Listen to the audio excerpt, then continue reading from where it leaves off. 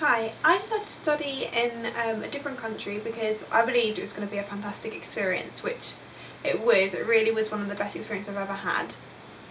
Some of the main reasons why I decided to was because of the culture, just experiencing something completely different to what you already know, and completely brilliant because then you look at the world like in a different point of view.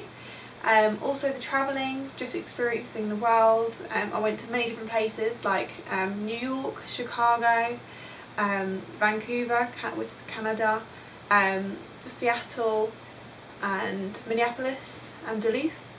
So we went to quite a few places in the 5 months I was there, but it was really good because you get to basically, for creative skills and inspiration, it's really good for courses like mine because I'm currently studying media production. Some of the other reasons I decided to go and study abroad was for my career. I'm currently studying media, so it definitely gives you a different edge to your kind of selling yourself because you've experienced something completely different, and people are kind of interested by the fact that I've gone and studied in America. It's also really good for work experience. I volunteered for ProPublic while I was there, and I was also helped out with The Advocate as a photographer, and that's kind of helped me get through a couple of stages with the BBC. I'm applying for some work experience with that at the moment, so fingers crossed. Also for contacts, like I met Yolanda, and she knows a lot of people, so it also helps you branch out in the field you're in. Like, she knows lots of photographers, her mum's a photographer and her sister's a photographer, so it's really good. And also just basically meeting the teachers out there is really good because they obviously can help you out with contacts and such later in life. It also shows like the adaptability the study abroad has to yourself, because you can go to a different culture and completely apply yourself and meet new people. It shows you're socially able and that you can do these kind of things. Also the classes are very different, so that definitely gives you a different edge to yourself because they're just completely different. We have seminars, lectures, and that's all we have really, but whereas here it's classes, it's more practical based, more hands-on, so I think you learn so much more. And also the people in the UK, like, unless they've done the exchange like we have, they won't have the same skills and the practical based skills that we've got, so that's kind of good. But basically I went on study abroad for 5 months. I was originally meant to go from the 14th of August to December the 17th, but then because we loved it so much we met Yolanda and we decided to stay for Christmas, which is fantastic. So yeah, as you can tell, we absolutely loved it, and that was me and my friend Amy as well, who decided to extend our flight and actually stay for another couple of weeks for Christmas. We studied mass communications while we were out there, and I studied 4 classes. My 4 classes were history of mass communications, media ethics, broadcast documentary and photography studio, and documentary photography. I think I've said that. But photography studio was really good because it wasn't actually in the mass communications department, it's in the art department, so it actually meant I could have further skills because it was more art based, and so it was more creative. But through that I basically built a portfolio of 15 images, which I'm quite pleased with because there's so many different people. I've got jazz singers, I've got sorority girls, I've got dairy farmers. Also that's good because when I did the broadcast documentary I co-wrote for a documentary which has just been aired on ProPublic, so that also, it was so much fun, but also that's a great thing to put your CV. Study abroad is really good to put on your CV. Basically I really loved the experience and it was definitely worth leaving home for. I would stay out there longer if I could, just experience the whole year would be brilliant.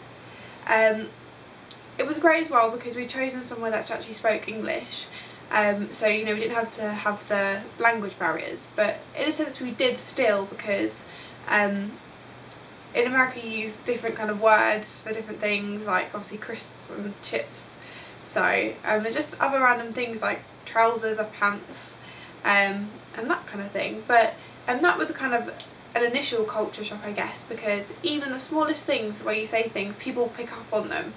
So that was kind of one of the hardest things to get used to, I guess. I basically raised financial support for the trip. I've worked ever since I was 14. I've worked in many different things. I've waitressed, I've worked as a receptionist, worked in my nightclub because we can drink legally over here.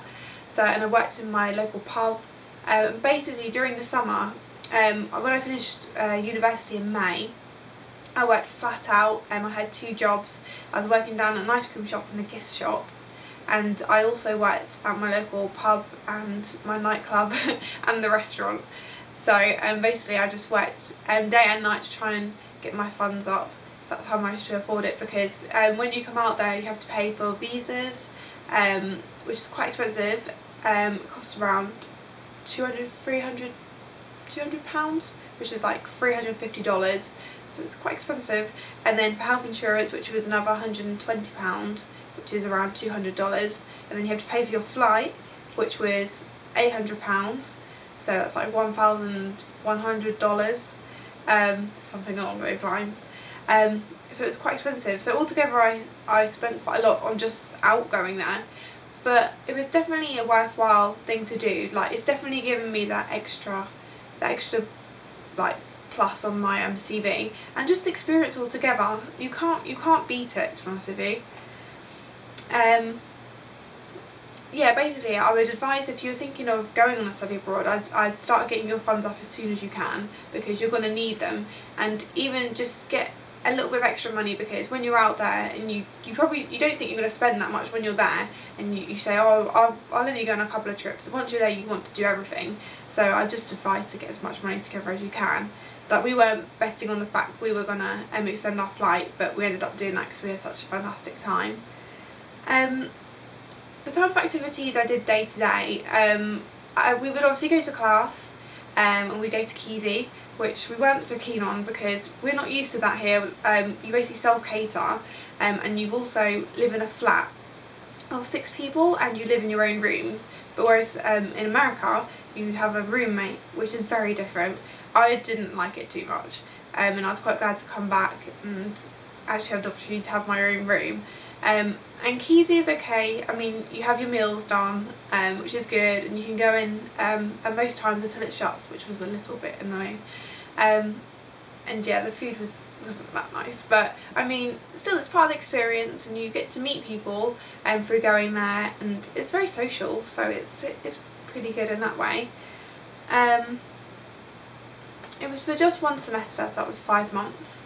The thing that I liked most was just meeting the different people. Like, I just met so many different people, especially through my photography studio class, like the jazz singers, and just making really good friends who we felt we were really close to. It was brilliant.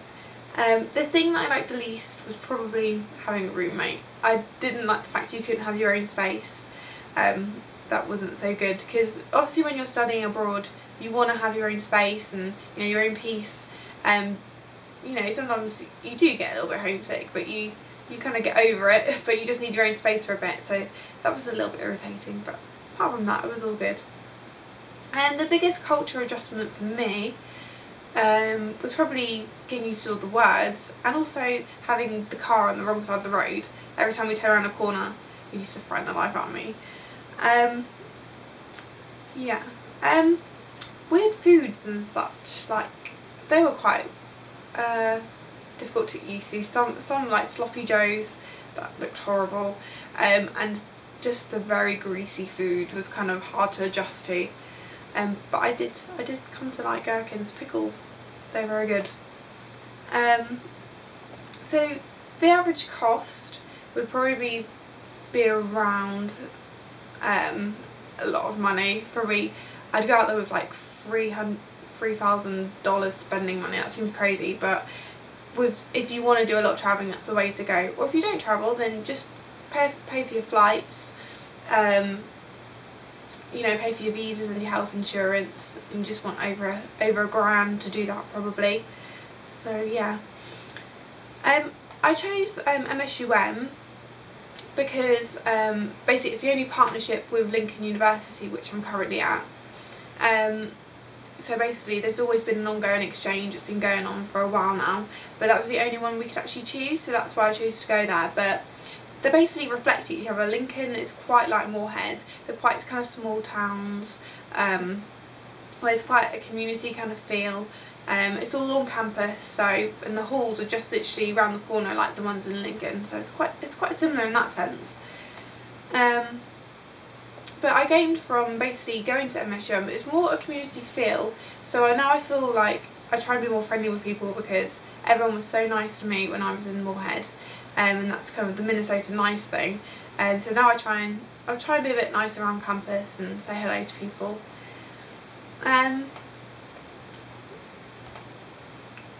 The scenery is very different in MSUM to Lincoln.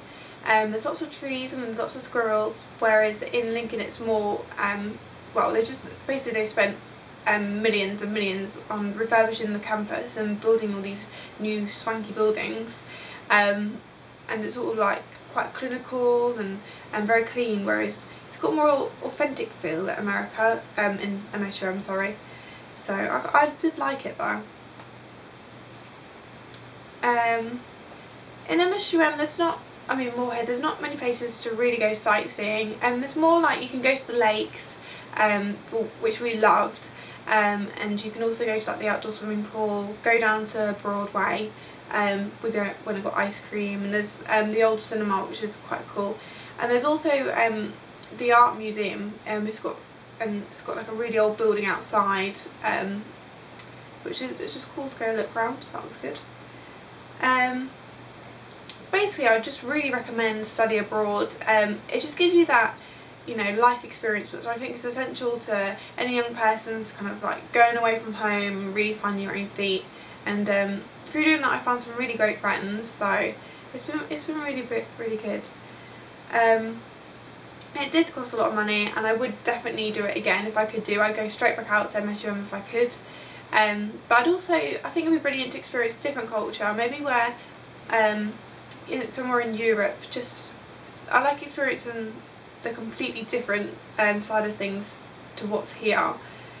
One of the most important things to pack, I'd say, if you were about to come out and study abroad, is remember to do your visa, because if you don't have your visa, then you won't be able to come out here, come out to America. That's definitely one thing to do. Yeah. Okay. Thank you.